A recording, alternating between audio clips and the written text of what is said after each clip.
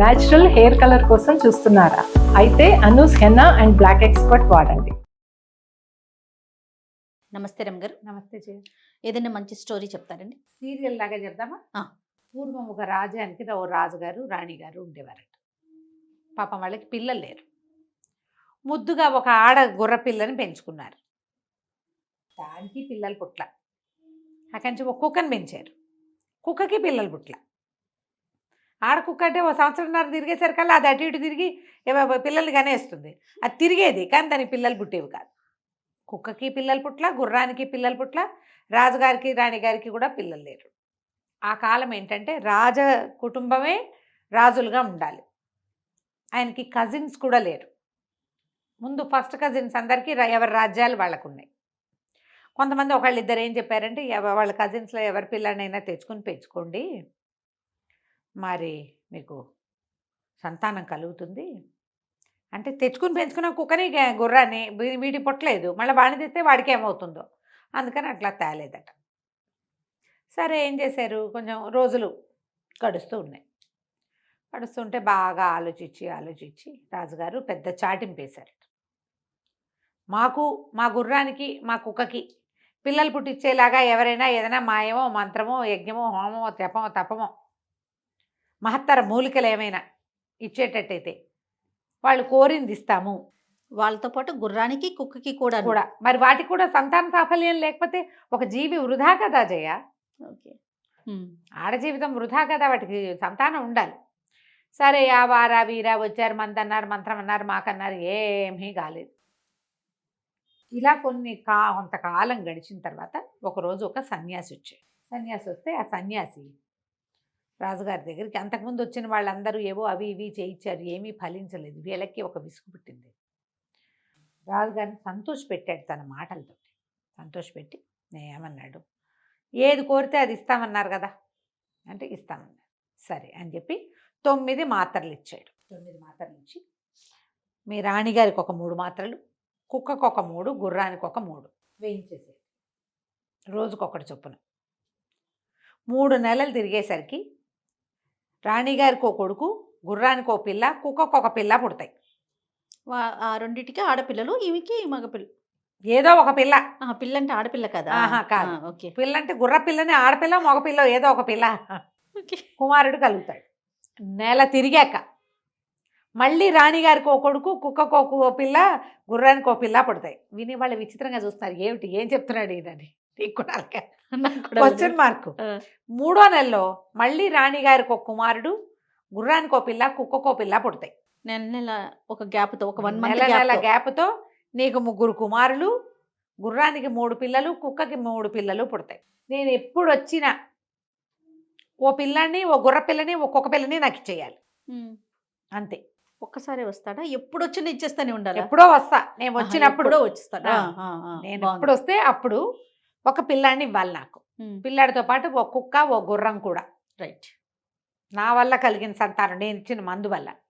ఇది ఒక మంత్రం అని, మాయని వీళ్ళని నమ్మించాడు. వినే జనమంతా 3వ నెలలో కుక్కకో గుర్రానికో పిల్లలు పుడితే ఓకే. రాణిగారికి 3 నెలలకే పిల్లాడేట పుడతాడు, గర్భం 9 నెలలు కదా. ఈయనేదో మాయ మంత్రం వేస్తాడు. 6వ నెల వచ్చేసరికి మాత్ర వేసుకున్న 6వ నెలకి 3 కుమారులు ఉంటారు రాణిగారి దగ్గర. ఎలాగైనా సంతానం కావాలి, ఈ రాజ్యానికి వారసులు కావాలి. ఆలోచించుకున్నారు. ఈ పని చెయ్యాలో వద్దో తెలియలే. పైగా పిల్లాడిని పుట్టాడు, బాగానే ఉంది, ఇచ్చేయడం ఎట్టా? ఓ 2 పూటలు గింజుకున్నారు. అక్కడి నుంచి మంత్రి గారు వాళ్ళు వీళ్ళు అన్నారు, అసలు జరుగుతుందండి, ఏమిటో వింతగా చెప్తున్నాడు, ఇది బహువింత. కుక్కకి 3 నెలలు 4 నెలల గర్భంతో పుట్టేస్తాయి పిల్లలు, గుర్రాలకు పుట్టమనుకుంటా. గుర్రానికి ఇంకొంచెం టైం కావాలనుకుంటున్నాను నేను, నాకు తెలిసినంత మటుకు. మనుషులకి 10 నెలలు కావాలి, మనకు ఎలాగో తెలుసు. ఇది వింత. జరిగితే ఆశ్చర్యం, జరిగింది అనుకో 3 పిల్లలు కదా, మరి ఒక పిల్లాన్ని ఇద్దాం పోని, పిల్లాన్ని ఇచ్చేద్దాం పోనీ అని రాజు రాణిని ఒప్పించారు. సరే సన్యాసి మాట ఒప్పుకొని వీళ్ళు బాగా ఆలోచించుకుని సరే మాత్రలు తీసుకున్నారు. 3 మాత్రలు రాణిగారికి తినిపించేశారు, వేసేసుకున్నారు. కుక్కకి 3 మాత్రలు తినిపించారు, గుర్రానికి 3 మాత్రలు మింగించారు. నెల తిరిగేసరికి రాణిగారికి ఇంతెత్తు గర్భం, కుక్క గుర్రం నిదానంగా నడిచేవి. నెల తిరిగేసరికి పిల్లాడు పుట్టాడు రాణిగారికి. నెల తిరిగేసరికి కాదులే, 3 నెలలు తిరిగేసరికి 3 నెలలు తిరిగేసరికి రాణిగారి చెప్పినట్టు జరిగింది. ఒక కుమారుడు పుట్టగానే దానికో పిల్ల దీనికో పిల్ల పుట్టేసరికి జనం అంతా సంతోషించారు. ఇంకేముంది, నిజం జరిగింది. మాతలు మింగితే ఏమవుతుంది అనుకున్నారు వీళ్ళు. చూద్దాం పిల్లలు పుట్టినప్పటి సంగతి కదా. 3 నెలలు అయింది, పిల్లాడు పుట్టాడు. నెల తిరిగేసరికల్లా రాణిగారు మళ్ళీ ప్రసవించింది ఇంకో కొడుకు. కుక్క ప్రసవించింది, దానికో పిల్ల. గుర్రం ప్రసవించింది, దానికి ఇంకో పిల్ల. ఇంకో నెల తిరిగేసరికల్లా రాణిగారికి 3వ కుమారుడు కలిగాడు. చక్కగా అచ్చుకుద్దినట్టు ఒకేలా ఉన్నారు పిల్లలు. 3 కుక్క పిల్లలు, 3 గుర్ర పిల్లలు, 3 రాజుగారి కొడుకులు, ముగ్గురు. చక్కగా పిల్లల్ని సంతోషంగా పెంచుకున్నారు. ఈ పిల్లలు పుట్టిన సందర్భంలో దేశం అంతా పండగలు చేసుకున్నారు. కుక్క గుర్రం తమ జీవన సాఫల్యం లభించినందుకు ఎంతో సంతోషంగా హాయిగా తిరుగుతూ ఉండేది. సరే, చాలా రోజులు గడిచింది. పిల్లలు కొంచెం పెద్దవాళ్ళు అయ్యారు. ఆ సన్యాసి రాలేదు ఎప్పటికీ. సరే, పెద్దవాళ్ళు అయిపోతున్నారు. ఇప్పుడు ఎక్కడ మర్చిపోయారు వీళ్ళు. పిల్లలకి 25 సంవత్సరాల వయసు వచ్చాక, మామూలుగా మనకి కుక్క గుర్రము 20 ఏళ్ళు బతకం. అవును కదా, కానీ ఇవి బతికే ఉన్నాయి. ఇవి మంత్రం వల్ల పుట్టినాయి. 19 ఏళ్ళు, 18, 19, 20 పూర్తిగా 18, 19 సంవత్సరాలు వచ్చేసరికి వచ్చాడు. అడిగిపోయారు వీళ్ళు. ఏం చేయాలో తెలియలే. బాగా ఆలోచించి, సరే 3వ కుమారుడు కొంచెం చురుకైన వాడు. పెద్ద పిల్లలిద్దరూ భయపడ్డారు వెళ్ళటానికి. పైగా జ్యేష్ఠుడు రాజ్యానికి ఉత్తరాధికారి ఉండాల్సిందే ఉండాలి. మరి 2వ వాడేమో భయపడుతున్నాడు. 3వ వాడు నేను వెళ్తానన్నాడు. నేను వెళ్తాను. ఒక సన్యాసి మనకి దేశానికి కావాల్సినంత మేలు చేసాడు కదా. రాజుగారికి అసలు పిల్లలే లేరు, రాజ్యానికి రాజు లేడు, అరాచకం అయిపోతుంది అనుకుంటే ఇలాంటిది మరి చక్క సంతానాన్ని కలిగించాడుగా. నేను వెళ్తానులే నాన్న అని ఒప్పుకున్నాడు. అతనితో పాటు గుర్రం, కుక్క బయలుదేరాయి. ఈ సన్యాసి వీళ్ళని తీసుకుని ఎక్కడికో తీసుకెళ్ళాడు. ఏదో ఒక కొండ ఎక్కిచ్చాడు. కొండంతా ఎక్కారు. ఎక్కాక ఆ కుర్రాడికి చెప్పాడు, అబ్బాయి ఆ కింద చూడు, అక్కడ ఒక ఆశ్రమంలాగా, ఒక కోటలాగా, ఒక ఇల్లులాగా కనపడుతోంది అన్నాడు. ఇట్లా చూస్తున్నాడు వీడు. చూస్తుంటే ఈ కొండ దిగిపెట్టు. దిగెళ్ళి అక్కడ లోపల మేకలు ఉన్నాయి. మొదటి 2 మేకలు ఉంటాయి. మేకలకి గడ్డి, తర్వాత కోళ్ళు ఉంటాయి. కోళ్ళకి మేతే. తలుపు తీయద్దు, బయటే కూర్చో నేను వచ్చేదాకా అని చెప్పాడు. మేకలకి గడ్డి, కోళ్ళకి మేత వేయాలి. నేను వచ్చేదాకా అక్కడే ఉండు, నువ్వు తలుపు తీసుకుని మాత్రం లోపలికి వెళ్ళొద్దు. ఇది అర్థం కాలే. ఇక్కడ దాకా వెంట పెట్టి తీసుకొచ్చిన వాడు ఇదంతా తీసుకెళ్ళకుండా, పైగా ఈయన సన్యాసి, ఈయనకి మేకలేమిటి కోళ్ళేమిటి, మేకలేమిటి కోళ్ళేమిటి, వింతగా ఉంది కదా. సరేనన్నాడు. సరేనని చూస్తూ ఉండగానే అతను దిగెళ్ళిపోయాడు సన్యాసి. ఈ కుర్రాడు కనిపించింది, నేను సన్యాసిని చూశాను, దిగెళ్తున్నవాడు సన్యాసి లాగా లేడు అనిపించింది. తెలియలా, కానీ ఏదో తేడా కొడుతుంది. ఆ కంచి వీడు దిగటం మొదలు పెడితే అమ్మ ఎంత కష్టమైందో ఆ దిగటం. ఎక్కేటప్పుడు బాగానే ఎక్కేశారు. పెద్ద ఏరడ్డం వచ్చింది. ఏం చెయ్యాలో తెలియలా. ఏరెట్టా దాటాలి. ఆ కంచి ఏం చేశాడు, గుర్రం మీద కూర్చుని కుక్కని ఎత్తుకుని కూర్చున్నాడు. గుర్రము కుక్కని వీడిని మోసుకుంటూ ఏరు దాటిచ్చింది. ఆ పెద్ద భవనం లాంటిది అది, కొంచెం పాతగా కనపడుతోంది. ఆ భవనం దగ్గరికి వెళ్ళాడు. సరే, దూరం నుంచి చూసేసరికి తెలిసింది. కుక్కని గుర్రాన్ని వెంబడి పెట్టుకుని వెళ్ళాడు. అక్కడ ఒక మేకలు కనపడుతున్నాయి 2. ఏం చేశాడు వీడు, అది చూస్తే గడ్డి మేటు కూడా అక్కడే ఉంది. ఏం చెప్పాడు, మేకలకు గడ్డి వేయాలి, కోళ్ళకి దాణా వేయాలి. ఆ గడ్డి మేటు తీసి ఇట మేకల ముందు వేసేసరికి ఆ గడ్డి మేటు 3 తోడేళ్లుగా మారిపోయింది. అయ్యో, మారిపోయేసరికల్లా వీడి మీదకి వచ్చేసేదే. ఎప్పుడైతే వీడి పక్కన కుక్క ఉంది కదా, ఆ కుక్క కాస్త ఒక్క ఉదుటన, వేట కుక్క అది, ఒక్క ఉదుటన తోడేళ్ల మీదకి దూకింది. అవి తిరగబడేసరికి భయం వేస్తే దొరికిపోయేవాడు. కుర్రాడు భయపడితే దొరికేసేవాడు. కుక్క మీద పడేసరికల్లా వాళ్ళు ఆ తోడేళ్ళు 3, ఈమె 2 మేకలు 3 మేకలు ఉన్నాయి అక్కడ, మేకల్ని మెడకరుచుకుని అడవిలోకి పరిగెత్తేసింది. నిర్ఘాంతపోయాడు. గుర్రము బెదిరింది, కుక్క బెదిరింది, కానీ అది గై గై గై గైమని అరుస్తాయి కుక్కలు చాలాసేపటి దాకా. వీడికి అదురొచ్చేసింది పిల్లాడికి. ముందు సన్యాసి ఏం చెప్పాడు, నువ్వు తలుపు తీయకుండా ఉండాలి, తలుపు తీస్తే చచ్చారే మీ ముగ్గురు అన్నాడు. ఏదో జరుగుతుందని అర్థమవుతోంది వీడికి. అక్కడి నుంచి ఏం చేశాడు, కోళ్ళు కనపడుతున్నాయి. ఒక పక్కన ఇంత బుట్టలో దాణా పైన ధాన్యం కనిపిస్తుంది. ఆ ధాన్యం తీసాడు. ధాన్యం తీసి కోడి ముందు ఇట్లా చల్లేసరికల్లా ఆ ధాన్యం మొత్తం ఒక పెద్ద గండు పిల్లిగా మారిపోయింది. అది వీడిని చూసేసరికి జనరల్గానే కుక్కలు పిల్లుని చూసేసరికి ఒక తిక్కరైపోతుంది వాటికి. ఈ కుక్క కాస్త లంఘించి దూకింది ఆ పిల్లి మీదకి. దూకేసరికి ఆ పిల్లి ఏం చేసింది, ఇక అయ్యో దీన్ని వదిలిపెట్టేసి దాన్ని పట్టేసి దాన్ని కోళ్ళు ఒకటో రెండో మెడ ఖర్చుకుని పరిగెత్తి పారిపోయింది. సరే గుర్రం వచ్చి వీడి దగ్గర కూర్చుంది. వాకిట్లో కూర్చుంటారు. గుర్రం వచ్చి ఒక పక్కన నుంచింది, కుక్క వచ్చి పక్కన కూర్చుంది. ఒక 10 నిమిషాలు 20 నిమిషాలు ఆలోచించాడు. ఈ రెండు ఎంతో విడ్డూరంగా ఉన్నాయి. సరే మనం కాపాడబడ్డాం. తోడేళ్ళు మనం ఎదుగు దూకలా, పిల్లి కూడా మెడ కొరికేసేలాగా నింటుంది పిల్లది. లోపలేముందో చూద్దామనిపించింది. సరే తలుపు బలంగా తోసాడు. తోస్తే తలుపు తెరుచుకుంది. కుక్క గుర్రం బయటే నుంచుంది. వాటికి అంత ఇళ్లలోకి తిరిగే అలవాటు ఉన్నవి కాదు అవి. బయట నిలబడితే వీడు లోపలికి వెళ్ళాడు. అంత ఖాళీగా ఉంది. ఏవో గదుల్లో రకరకాల సామాన్లు ఉన్నాయి. ఇంకా ఇంకా లోపలికి వెళ్తే ఒక పెద్ద గదిలో బ్రహ్మాండమైన మంచం ఒకటి ఉంది. దాని మీద ఒక 14-16 సంవత్సరాల పిల్ల ఒకటి పడుకుని నిద్రపోతాడు. నిద్రపోయాడు. కాళ్ళు శబ్దం చేశాడు. మనిషి వస్తే లేవరు. ఇట్లా అన్నాడు. కాళ్ళు శబ్దం చేశాడు. అవి ఇవి కదిపాడు. పిల్ల కదలటల్లా. ఏమిటి లేచి రాదు, అసలు బతికుందా అని దగ్గరికి వెళ్ళి చూశాడు. ఆ అమ్మాయి ఎప్పుడో నిద్రపోయినట్టుంది. ఎంతసేపు అయింది నిద్రపోయి, గాఢమైన నిద్రలో ఉంది. కదలికే లేదు. చిటికలు వేసినా లేదు, ముట్టుకున్నా లేదు. వీడు అట్లా దగ్గర నుంచి చూస్తుంటే అమ్మాయికి ఇక్కడ చెవి పక్కన జుట్టు మీద ఒక తెల్లటి ఇంత గులాబీ పువ్వు లాంటిది ఒక పువ్వు పెట్టింది. ఇప్పుడే పెట్టినట్టు. పువ్వు నలిగిపోదు పడుకున్న వాళ్ళకి తల్లో. నలగలేదని ఆ పువ్వు ఇట్ట తీశాడు. తీయంగానే పిల్ల కళ్ళు విప్పి చూస్తుంది. ఎవరు నువ్వు అని. తెల్లబోయాడు. ఇదేంటి పువ్వు తీయగానే లేచావు అన్నాక, నువ్వెవరు వచ్చావు, ఎప్పుడు వచ్చావు, ఏం చేసావు అని అడిగింది. నాతో పాటు నా కుక్క గుర్రం వచ్చాయి. ఓ సన్యాసి, మా పుట్టక్క ఆయనే కారణంట. మా నాన్న వాళ్ళేమో నన్ను అతనితో పంపించారు. ఇదంతా దాటమన్నాడు. కిందకు వచ్చాను. ఏరు దాటడానికి భయపడినా వీడి పని అయిపోయేది. వాడు ఆ ఏరు ఎట్టా దాటాడు, గుర్రం సహాయంతో దాటేశాడు. కుక్క సహాయంతో ఆ రెండింటిని జయించేశాడు. ఇలా అయింది అనగానే ఆ అమ్మాయి చెప్పింది, కూర్చోబెట్టి ఒక చెప్పింది ఏమిటి, వాడు సన్యాసి కాదు, వాడు ఒక రాక్షసుడు. వాడు మనుషుల గుండెకాయలు తింటాడు. ఆ గుండె ఎట్లా తింటాడు వాడు, భయపడిన వాళ్ళ గుండె తినాలి వాడి లెక్క అది.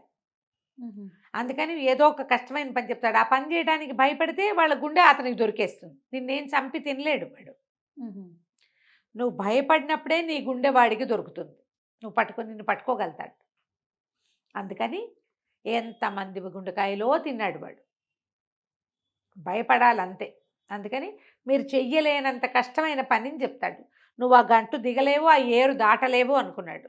నువ్వు భయపడ్డావా, దొరికేసేవాడివి. భయపడలేదు కాబట్టి అక్కడి నుంచి తప్పించుకున్నావు. తోడేళ్ళు వచ్చినాయి, నువ్వు భయపడలా, కుక్క ఉంది. పిల్లి వచ్చింది, నువ్వు భయపడలా, కుక్క ఉంది. నన్ను కూడా అలాగే తెచ్చాడు. కానీ ఎందుకో నా మీద ప్రీతి కలిగి నన్ను పెంచుకుంటున్నాడు. పగలల్లా నేను మామూలుగానే ఉంటాను. తను ఎక్కడికైనా వెళ్ళేటప్పుడు నన్ను నా తలలో ఈ పువ్వు పెట్టి వెళ్తాడు. ఆ పువ్వు పెట్టంగానే నేను నిద్రపోతాను అనేసరికల్లా మరి ఇప్పుడు ఏం చేయాలి అన్నాడు. ఏం చేయటం ఏముంది, తప్పించుకోవచ్చు. నీకు రేపు ఏం పని చెప్తాడో నాకు తెలుసు. నేను చెప్తాను అది నీకు. నువ్వు చెప్పిన ప్రకారం నువ్వు చేసావా, తప్పించుకుంటావు. అంటే సరే ఏం చెయ్యాలి, ఏం చేస్తావంటే, రేపు ఇప్పుడు నువ్వు ఇక్కడే ఉన్నావనుకో, నిన్ను చూసి ఏమంటాడు, ఒక నుయ్యి దగ్గరికి తీసుకెళ్తాడు. నేను ఆ నుయ్యి చుట్టూతా ప్రదక్షిణం చేయమంటాడు. నువ్వేం చేస్తావు, కత్తి దగ్గర పెట్టుకో. రాజకుమారుడు కదా, కత్తి ఉంది. నువ్వు ముందు నడువు, నేను నడవలేను, నాకు భయము, నాకు చేత కాదు, నువ్వు ముందు నడువు అని చెప్పు. ఆయన ముందు నడుస్తాడు అతను. నువ్వు వెనకాల నడిస్తే వెనకాల నుంచి మెడ మీద కొట్టి చంపేస్తే మనం బయటపడతాం ఇక్కడి నుంచి అని చెప్పింది. సరే పిల్లాడు కబుర్లు చెప్పుకున్నారు. మీరు ఎంతమంది, మీ దేవురు, మీది ఎక్కడ, అదే ఇది అన్ని కుశలం కనుక్కున్నారు. ఇక నువ్వు వెళ్ళిపో, వచ్చేస్తాడు. ఆ పువ్వు నా చెవిలో పెట్టు అంది పిల్ల పడుకుని. ఆ పువ్వు చెవిలో పెట్టాడు. ఆ పిల్ల ఇంకా అత్తే మాగన్ను. ఇంకా తనకేం తెలియదు. ఏమీ తెలియదు, ఇక నిద్రపోతుంది. వీడు గబగబా బయటకు వచ్చేసాడు. వచ్చేసి తలుపు దగ్గరగా వేసి గుమ్మంలో కూర్చున్నాడు. ఒక్కో పక్కన గుర్రం పక్కన నుంచుండగా సరే రాక్షసుడు వాడు సన్యాసి రూపంలోనే వచ్చాడు. ఆశ్చర్యపోయాడు. వీడు బతికే ఉండటం, మామూలుగా ఉండటం, ఏమీ భయపడలేదు. ఉమ్. సరే సరే ఓ పని చేద్దాం, ప్రస్తుతానికి వాళ్ళకి ఇక్కడ ఉండు, రేపొద్దున నీకు ఓ పని చెప్తా అన్నాడు. రాత్రి అక్కడే పడుకున్నాడు కుర్రాడు బయటే. సన్యాసి లోపలికి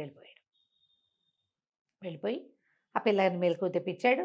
ఇద్దరు కలిసి ఏదో తిన్నారు, తాగారు, పడుకున్నారు. మరునాడు ఉదయం లేచి వచ్చి కుర్రాన్ని పిలిచాడు.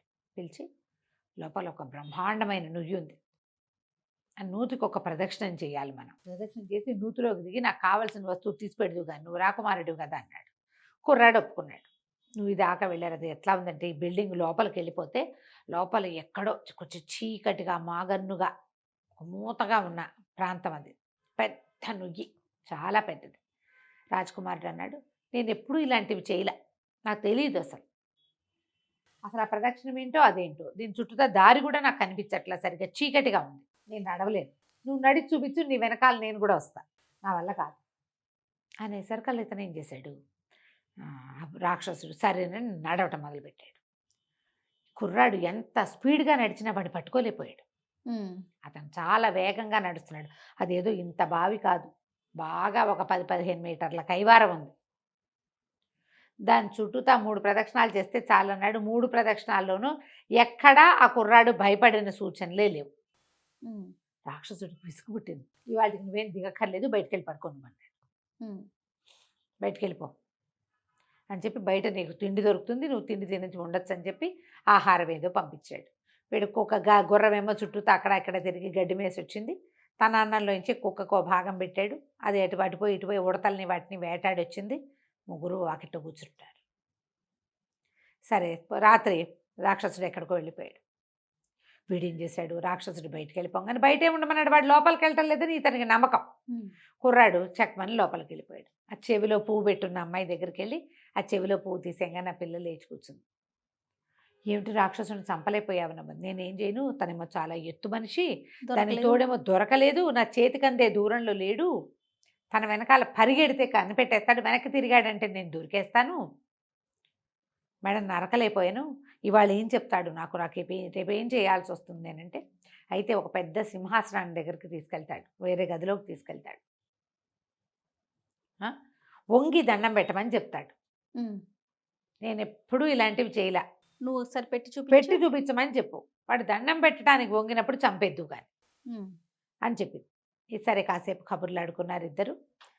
కొంచెం ఏదో అవి ఇవి తిని పిల్లాడు మళ్ళీ బయటికి వెళ్ళిపోయాడు. తెల్లారేసరికల్లా రాక్షసుడు మళ్ళీ వచ్చాడు. మళ్ళీ వచ్చి కుర్రాడు అన్నాడు, రా నీకు ఇంకో పని చెప్తాను అని చెప్పి లోపల తీసుకెళ్ళాడు. తీసుకెళ్తే ఒక పెద్ద మహల్లాగా హాలు, ఎదురుగుండా ఒక పెద్ద కుర్చీ, ఒక సింహాసనం లాంటిది. అక్కడ సాగిలి పడాలి వీడు. సాగిలి పడమంటే కుర్రాడు అన్నాడు, నేను రాజకుమారుణ్ణి కదా, నాకు ఎట్లా వస్తాయి అలాంటివి, నేను ఎప్పుడూ చెయ్యల, అసలు చూడలేదు కూడా, నాకు తెలీదు, వంగి దండం పెట్టడం అంటే ఏమిటో తెలియదు నాకు, అదేదో నువ్వు చేసి చూపించు, నువ్వు ఎట్లా చెప్తే అట్లా చేస్తా అనేసరికల్లా సరే వాడి ఉద్దేశం ఏంటి, వీడి ఇట్లా వంగమని కత్తి చూపించి భయపెడితే వాడు భయపడితే చాలు అనుకున్నాడు. సరే ఏం చేశాడు, మోకాళ్ళ మీద కూర్చున్నాడు. మోకాళ్ళ మీద కూర్చొని వంగి తల కిందకి పెట్టాడు. పెట్టంగానే కుర్రాడు గబుక్కున చటాలన కత్తి తీసాడు, ఆ మెడ కాస్త నరికేశాడు. నరికేసరికి తల విడిగా మొండెం విడిగా పడిపోయింది, 2 విడివిడిగా పడిపోయింది. పడిపోగానే కుర్రాడు పరిగెత్తుకుంటూ వెనక్కి వచ్చాడు. ఈ అమ్మాయి పడుకున్న గది, ఈ హాలు ఎంత దూరమో, ఎంతో దూరం. పరిగెత్తుకుంటూ వచ్చి రాక్షసుని చంపేశాను అన్నాడు. అనగానే అమ్మాయింది, గులాబీ పువ్వు తీస్తే మెలకు వచ్చేస్తుంది కదా, చంపేసినట్టు కాదు, వాడు చచ్చిపోలా, ఒక్క పూటలో మళ్ళీ వాడి మెడ వాడికి అతుక్కుంటుంది, నువ్వు పాతేసినా సరే వీడి ప్రాణాలు ఇంకొక చోట ఉన్నాయి, ఆ రహస్యం చెప్తాను, నువ్వు భయపడకుండా ఉంటే నువ్వు అది చేయగలుగుతావు అని. నేను దీనికి భయపడలేదు, దానికి ఎందుకు భయపడతా, అదేమిటో చెప్పు, అది కూడా చేస్తాను అన్నాడు. హాల్లో అయితే రాక్షసుడిని నువ్వు సంహరించావు, దానికి కుడి చేతి వైపు ఒక తలుపు కనపడుతుంది. ఆ తలుపు తీస్తే మెట్లు కనపడతాయి. ఆ మెట్లన్నీ దిగితే వరుసగా 9 గదులు కనపడతాయి. 9 గదుల తర్వాత ఇంకా గదులు రావు, గోడ వస్తుంది. గోడ తొలుగు అని కత్తిపిడితోటి గోడ మీద కొట్టాలి. గోడ తప్పుకుంటుంది. నువ్వు లోపలికి వెళ్తే అక్కడ పెద్ద మందిరం లాంటిది కనపడుతుంది. ఒక 10 సంవత్సరాల పిల్లాడు ఉంటాడు అక్కడ. వాడు ఒక గట్టు మీద కూర్చుని ఉంటాడు. వాడి చేతిలో ఇట్లా పట్టుకుని ఉంటాడు, ఒక పాత్ర ఉంటుంది వాడి చేతిలో. పిల్లాడిని చంపేసి ఆ పాత్ర పట్టరా, ఒక్క బొట్టు కూడా కింద పడకూడదు. రాక్షసుడు చంపిన వాళ్ళ ప్రాణాలన్నీ ఆ బొట్ల రూపంలో అందులో ఉన్నాయి. ఒక్కొక్క డ్రాపు, ఒక్కొక్క ప్రాణం. అది పట్టుకొస్తే అప్పుడు మనం వీడిని చంపినట్టు మనం వెళ్ళిపోవచ్చు. అందుకే నా భయపడొద్దని చెప్పింది. భయపడకూడదు. 9 గదులు, ఇది ఎన్ని మెట్లో దిగాలి. అక్కడి నుంచి ఏం చేశాడు, సరే ఈ అమ్మాయిని ఇక్కడ వదిలిపెట్టి ఆ హాల్లోకి వెళ్ళాడు. భయపడలా వాడు. ఇప్పుడు ఇంత చేసాం, ఇంకోటి చేసేయాలని చూస్తే రాక్షసుడు గంటలోనేట బతికేది, పూట కాదుట. ఆ గంటలో ఈ పని అయిపోవాలి. ఓహో, ఒక గంట పరిగెత్తుకుంటూ వెళ్ళాడు. పెద్ద హాల్ అది. కుడివైపు దూరంగా ఒక తలుపు. పరుగులు పెడుతూ తలుపు దగ్గరికి వెళ్ళాడు. తలుపు తీస్తే మెట్లు, చీకటి, అగాధంగా ఉన్నాయి మెట్లు. ఎట్లా దిగాడో, పరుగుల మీద ఏ 200, 300 మెట్లు ఉన్నాయో. ఆ మెట్లన్నీ దిగితే ఒక గది కనపడింది. ఆ గది దాటాడు. రెండోది కనపడింది. రెండోది దాటాడు. ఈ గదులు ఎట్లా కనిపిస్తాయి, విశాలంగా, తెరిపిగా, వెలుగ్గా లేదు. కొంచెం మాగన్ను చీకటి, ఒక మాదిరి చీకటి, కొంచెం కాస్త వెలుతురు కనపడుతోంది. గది దాటుతున్నామో అని అర్థమవుతోంది. 1, 2, 3, 4 లెక్క పెట్టుకుంటూ వెళ్ళాడు. ప్రతి గదికి మధ్యలో కూడా గోడలు ఉన్నాయి. అవి అడ్డం పట్టాల, గోడ అయితే కనపడుతోంది. 9 గోడలు, 9 గదులు దాటాక లెక్క పెట్టుకున్నాడు. ఏం చేశాడు, ఒక పెద్ద గోడ కనిపించిన తర్వాత ఇంకేం లేవు. కత్తి తీసి పిడి పెట్టి కొట్టాడు దాని మీద. గోడ తెరుచుకో, తప్పుకో, దారి ఇవ్వమన్నాడు. ఆ గోడ ఇట్లా పక్కకి జరిగిపోయింది. అందులోకి వెళ్తే ఒక పెద్ద హాలు, చాలా పెద్దది. చివర ఒక చిన్న డయాస్ లాగా ఒక గట్టు కట్టుంది. ఒక 10 ఏళ్ల పిల్లాడు ఇలా పెదిమలు సాగదీసి నవ్వు మొహం పెట్టుకుని చూస్తున్నాడు. ఇట్లా బౌల్ ఒకటి పుచ్చు కూర్చుని ఉన్నాడు.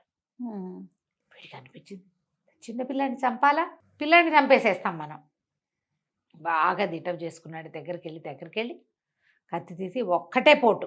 పిల్లాడు చచ్చి పడిపోలా, ఇట్లా బిగుసిపోయాడు అంతే. వాడు కొయ్యబారిపోయాడు. ఎలా ఉన్నవాడు అలాగే ఉండిపోయాడు. వీడు అలాగా కత్తి దీంట్లో పెట్టుకుని వరలో పెట్టి ఆ ద్రావకాన్ని ఇట్లా పట్టుకున్నాడు. వీడిని చంపేస్తే ఇక వాడు రాడు. ఇప్పుడు మనం భయపడక్కర్లా. ఇందాక ఏం చేశాడు, పరుగులు పెట్టుకుంటూ వచ్చాడు. ఇప్పుడు ఇది అటు ఇటు కదిపి పరిగెత్తాడంటే గోవిందా మొత్తం. దీన్ని పుచ్చుకుని మెల్లిగా ఒక్కో గది ఈ హాలే ఎంత ఉంది, 1 కిలోమీటర్ 1/2 కిలోమీటర్ ఉంది, ఇంత పెద్దది. ఇదంతా నడిచాడు. ఇప్పుడు ఎలా అంటే మనం ఒక ద్రవ పదార్థాలు పట్టుకుని నడిచేటప్పుడు రోడ్డు కేసు చూస్తే ఇది పడిపోతుంది, దీని కేసు చూస్తే దారి గడవదు ఎప్పటికీ. మెల్లిగా నడుచుకుంటూ వచ్చాడు. ఆ గోడ తప్పుకునే ఉంది, అదేమి సరే మామూలుగా అయిపోలే. ఆ గోడ దాటి 1, 2, 3 లెక్క పెట్టుకుంటూ 9 గదులు దాటాడు. మెట్లు వచ్చాయి. ఇందాక 300 మెట్లు దిగేశాడు. ఇప్పుడు ఎక్కాలి. ఇది పుచ్చుకొని ఒక్కో మెట్టు నిదానంగా దీని మీదే దృష్టి పెట్టుకుని చుక్క పడనివ్వకుండా తెమ్మంది. ఈ చుక్క మొత్తం పుచ్చుకెళ్ళాడు. ఎంత సమయం పట్టిందో. వచ్చేటప్పుడు గంటలో మొత్తం క్రియంతా చేసేది. ఇప్పుడు 3 గంటలు పట్టింది ఈ ప్రోగ్రామ్కి. సాయంకాలం అయిపోతుంది. అక్కడి నుంచి అమ్మాయి తొందరగా చీకటి పడితే మన ప్రయోజనం, చీకటి రాత్రి అయిందంటే ప్రయోజనం సిద్ధించదు అని చెప్పి ఇది ఆ ద్రావకాన్ని పుచ్చుకుని నువ్వు నాతో రా అని తీసుకెళ్ళింది. ఏ హాల్లో ఈ రాక్షసుడు చచ్చిపోయాడో దానికి పెడగా ఒక పెద్ద హాల్ ఉంది. అందులో 1000కి పైగా శవాలు ఉన్నాయి. ఈ రాక్షసుడు గుండెకాయలు తీసేసిన వాడు. అందులో పిల్లలు ఉన్నారు, ఆడవాళ్ళు ఉన్నారు, ముసలి వాళ్ళు ఉన్నారు, పల్లెటూరు వాళ్ళు, పట్నం వాళ్ళు, రాజకుమారులు, రాజులు, రాణులు, ఎంతమందో శవాలు అలా పడ్డాయి. ఎవరికి గుండెలు లేవు, పడున్నాయి. పిల్ల ఏం చేసింది, ఒక్కో వేలు ముంచి ఒక్కో బొట్టు ఒక్కొక్క శవం మీద వేసింది. ఒక్కొక్కళ్ళు పీనుగల్లాగా పడి ఉన్న వాళ్ళంతా లేవడం మొదలుపెట్టారు. వాళ్ళ జీవాలు వాడు ఆ గుండెకాయ తినేసి ఒక్క డ్రాపు అందులో వేసి పెట్టేవాడు అనమాట ద్రావకంలో. 1000కి పైగా. చీకటి పడే లోపల ఇద్దరు కలిసి ఒక్కో చుక్క వేసి శవాలన్నిటి మీద లేవదీశారు. అందరూ ఆశ్చర్యపోయారు, బతికే ఉన్నామా అని. అందులో ఒకడు కొన్ని వందల సంవత్సరాల క్రితం వచ్చిన వాళ్ళు కూడా ఉన్నారు. ఎప్పుడో 100 ఏళ్ళ నుంచి 100 ఏళ్ల క్రితం వాడు వాళ్ళ ఊరు పోయి ఏం చేస్తాడో తెలియదు. కానీ మాది ఫలానా ఊరు ఫలానా ప్రాంతం అని మాట్లాడుకున్నారు. అందరూ బోళ్ళని కృతజ్ఞతలు చెప్పారు. ఈ రాజకుమార్తెని 4 ఏళ్ల వయసులో తెచ్చాడు. దానికి ఇప్పుడు 16 ఏళ్ళు. వాళ్ళదే ఊరు అమ్మాయికి తెలుసు. అక్కడి నుంచి కొంతమంది సైనికులు కూడా ఉన్నారు ఆ ఊరి వాళ్ళు. వాళ్ళకి రాజకుమార్తె ఉందని కూడా తెలీదు. వీళ్ళ నాన్న రాజని తెలుసు. అంటే ఈ పిల్ల రాకముందే వాళ్ళు వచ్చారనమాట. అదే సరే, ఆ మొత్తం మీద ఎవరి ఊళ్ళకి వాళ్ళని బయలుదేరి తీశారు. మన రాజకుమారుడు మూడోవాడు ఈ యువరాణిని, ఒక రాజకుమార్తె కదా, గుర్రం ఎక్కించుకుని, గుర్రం ఉంది కదా వీళ్ళ దగ్గర, సరే కుక్క సహాయంతో ఆ నదులు వాగులు దాటుకుంటూ వాళ్ళ ఊరికి వాళ్ళ ఇంటికి తీసుకుపోయాడు. రాజు రాణి ఆశ్చర్యపోయారు, ప్రజలంతా ఆశ్చర్యపోయారు. మళ్ళీ వెనక్కి వచ్చారు వీళ్ళు. వెనక్కి వచ్చేసరికి సరే వాళ్ళు మొత్తం కనుక్కున్నారు. ఈ సన్యాసి తనకు ఒక గుండె కావాలి, ఆ గుండె కావడం కోసం ఎంతమందికో పిల్లలు పుట్టించాడు. ఓహో, రాక్షసమాయతోటి. కానీ వీళ్ళకి సంతానం అయితే సాఫల్యం కుదిరింది కదా. అదైతే నిజమే. అక్కడి నుంచి ఊరంతా పెద్ద పండగ చేసుకున్నారు. ఈ రాజుగారికి ఏ రాజుగారి కుమార్తె ఈమెను భావిస్తున్నారో అది బాగా దూరం. వాళ్ళకి ఉత్తరాలు పంపించారు, మీ అమ్మాయి బతికే ఉంది, మా అబ్బాయి తెచ్చాడు, మీరు వచ్చి చూడండి అని. వాళ్ళంతా మంది మార్బలంతో సహా వచ్చారు ఇక్కడికి. వచ్చి చాలా సంతోషించి, ఈ రాక్షసుడు సన్యాసే, అతని వల్లే రాజుగారికి కూడా సంతానం కలిగింది, అమ్మాయి కూడా ఆయన వల్ల పుట్టిందే, అతను ఇచ్చిన మందు వల్ల. అక్కడి నుంచి చాలా సంతోషించారు. తర్వాత ఏమన్నారు, ఇంత అద్భుతమైన క్రియ చేశాడు మీ వాడు, మా పిల్లని మీ అబ్బాయికి ఇచ్చి పెళ్లి చేస్తాం. మీ రాజ్యానికి మీకు పెద్ద పిల్లలు ఉన్నారు కదా, మా రాజ్యానికి ఇంకా మాకు పిల్లలు లేరు, ఈ అబ్బాయిని తీసుకుపోయి మా రాజుని చేసుకుంటాము అని చెప్పి రాజు రాణిని ఒప్పించి అంగరంగ వైభవంగా పెళ్లి చేశారు ఆ పిల్లలిద్దరికి. అప్పుడు తప్పించుకున్న ఆ 1000 మంది, ప్రాణాలు వచ్చిన 1000 మంది ఎంతో బాగా వీళ్ళని బతుకున్నంత కాలం సేవించారు. కథ కంచికి మనం ఇంటికి. భలే ఉంది రమ్మగారు. ఇప్పుడు లేటెస్ట్ మూవీస్ కొన్ని ట్విస్ట్లు ఉన్న సినిమాలు ఉంటాయి కదా, అట్లా అనిపించింది రమ్మగారు నాకు. నమస్తేనండి. నమస్తే.